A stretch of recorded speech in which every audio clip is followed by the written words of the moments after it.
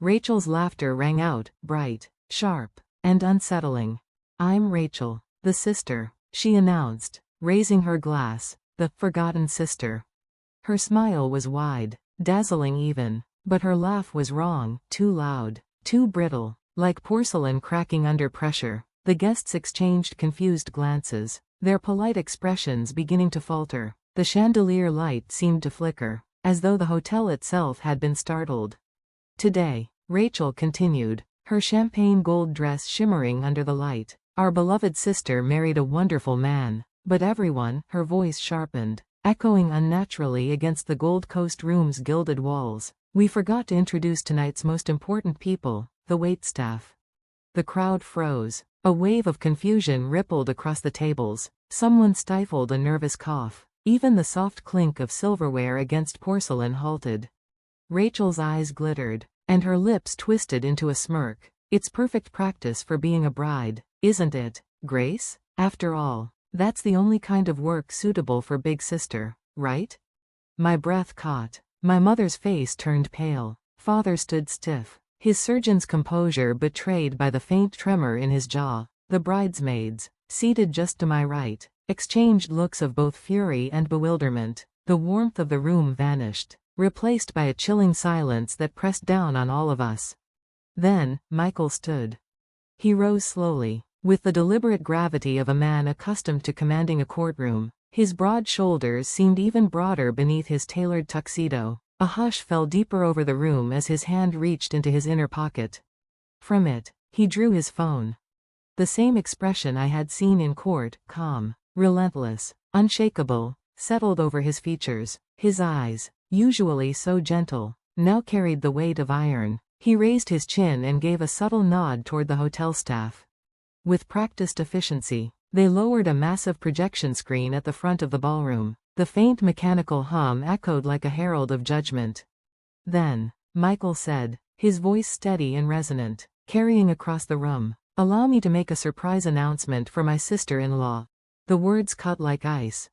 Rachel's glass slipped from her trembling hand and shattered against the parquet floor. The champagne spread in a golden pool, but her face drained of all color. Her body seemed to shrink inside her shimmering dress, as though light itself recoiled from her. Around us, guests leaned forward with rapt attention. Whispered speculation buzzed like bees in a hive. The chandeliers dimmed slightly as the projector whirred to life, casting a bluish glow across the hushed hall.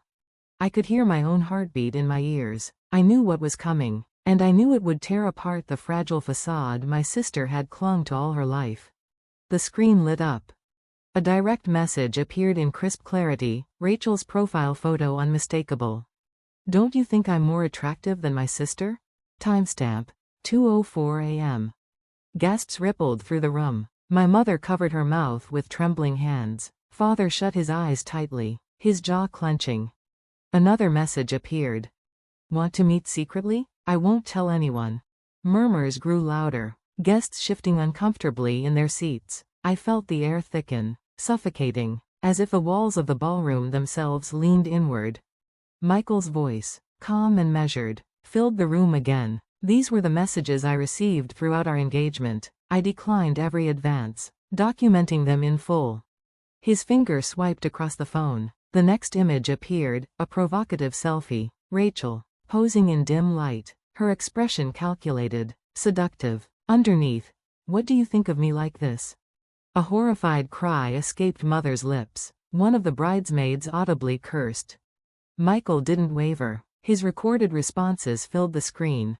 "This is inappropriate. Please refrain from such contact. I will never betray Grace.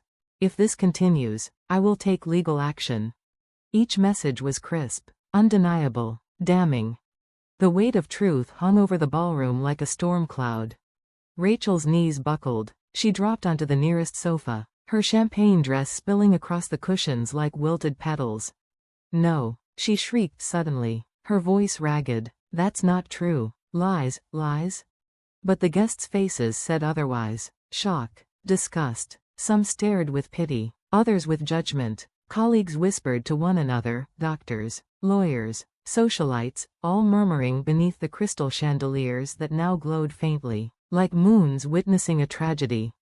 Rachel's perfect influencer mask shattered. Tears smeared her mascara, black streaks staining her cheeks. Her hands clawed at her dress as she screamed again. I hate you, Grace. Always perfect, always loved, always chosen. I was always in your shadow. Her words broke into sobs, raw and unfiltered, the sound of a child wounded long ago. The ballroom held its breath. 200 guests sat frozen, as though the universe itself waited for my reply. I rose, slowly, deliberately. The train of my wedding gown whispered against the polished floor. Rachel, I said, my voice calm yet unyielding, let's end this. The silence was absolute.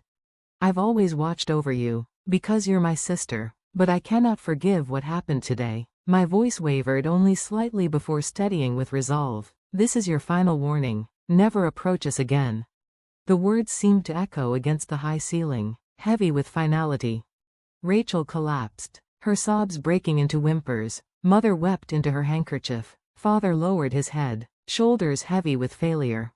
Michael moved to my side. His steady presence radiated warmth and strength. His eyes filled not with triumph, but with unwavering love for me. We stood together, facing the storm. And at that moment, I knew, whatever we had lost tonight, whatever wounds had been opened, Michael and I would endure. Our future, our real future, began here. The clink of glasses, the murmur of polite laughter, and the soft shimmer of crystal chandeliers painted the Gold Coast room in an aura of timeless elegance. Guests, draped in silk gowns and tailored tuxedos, leaned toward one another with practiced smiles, the kind of expressions that belonged as much to high society as to the gilded room itself. I thought, for just a fleeting second, that the worst was behind us. The vows were spoken, the rings exchanged, the tears wiped away. The scandal of Rachel's strange restlessness might pass unnoticed. But then she rose. Rachel pushed back her chair with a screech that cut through the chamber like a blade across glass. In her trembling hand, a champagne flute caught the chandelier's fire, scattering sparks of gold across her face. Her smile, a smile that looked flawless on Instagram, beneath ring lights and filters, now seemed stretched too tightly across her pale skin. I'm Rachel, she announced, laughter bubbling from her throat in a high, unnatural trill. The sister. The laughter rippled into silence. The words hung, brittle and sharp, as though the entire room sensed the trap she was about to spring. With 50,000 followers watching my life, I thought I should give you all a little entertainment. After all, weddings are supposed to be memorable, right? I felt my heart lurch. That wasn't Rachel speaking like a bridesmaid, like a sister. That was Rachel the performer, the influencer who thrived on the gasps and stares of strangers. She lifted her glass high. Our beloved Grace married a wonderful man today, but did anyone remember to thank tonight's waitstaff? Confused titters flitted among the guests, quickly smothered into silence. My father's head jerked toward her. My mother's hand froze on her lap. Rachel's eyes gleamed, catching every reaction. Perfect practice for Grace, she said, venom dripping through her sweetness. After all, that's the only kind of work truly suited for her, isn't it? Serving, waiting, pretending.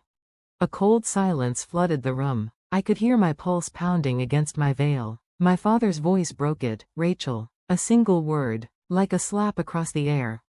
Mother's face drained of color. The bridesmaids shifted uncomfortably, their champagne gold gowns rustling like restless whispers. Some glared, others looked away, unwilling to witness the train wreck. That was when Michael stood.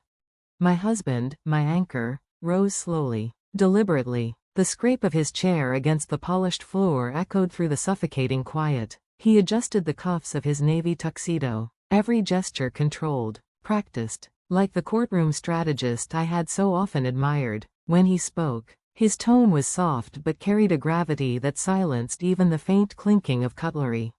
If we're making announcements, he said, reaching into his jacket for his phone, then I'd like to make one too, a surprise, for my sister-in-law. The words fell like a stone into a still lake. Rachel froze. The champagne glass quivered in her hand, tiny droplets spilling onto the white linen tablecloth. The color drained from her face until her carefully painted lips looked garish against the pallor of her skin. At his nod, hotel staff descended, A motorized hum filled the room as a screen descended from the gilded ceiling, transforming the wedding banquet into something closer to a tribunal. Lights dimmed, the chandeliers softened, casting the Gold Coast room in a glow that felt more like judgment than celebration. Michael stood tall, phone in hand, his profile illuminated by the glow of the projector. His eyes, once warm with the promise of love, were now sharp as steel, eyes I had only ever seen in court, when he dismantled an opponent with unshakable precision. Throughout these past months, he began, his voice level. Rachel has made repeated, inappropriate advances toward me. Gasps swept through the guests like a sudden wind. My mother covered her mouth with both hands. My father closed his eyes, as though bracing for impact. I warned her. I kept records. And, for Grace's sake, I remained silent until tonight. The first image appeared on the screen, a social media message, timestamp glowing at the bottom. Don't you think I'm more attractive than my sister? The timestamp, 2:03 a.m. Whispers rippled across the room. The screen flickered again. Want to meet secretly? I won't tell anyone. The date aligned with the night of our engagement announcement. And again. Big sister will never understand me. Every line struck like a hammer. Rachel's breath came in short gasps. Her shoulders began to tremble. Then came the images, selfies she had taken. Late at night, provocative poses, coy expressions, accompanied by captions meant to lure. When one particularly brazen photo appeared, Mother let out a muffled sob. But Michael's responses were projected as well, calm, unwavering refusals. This is inappropriate. Please stop. I will not betray Grace.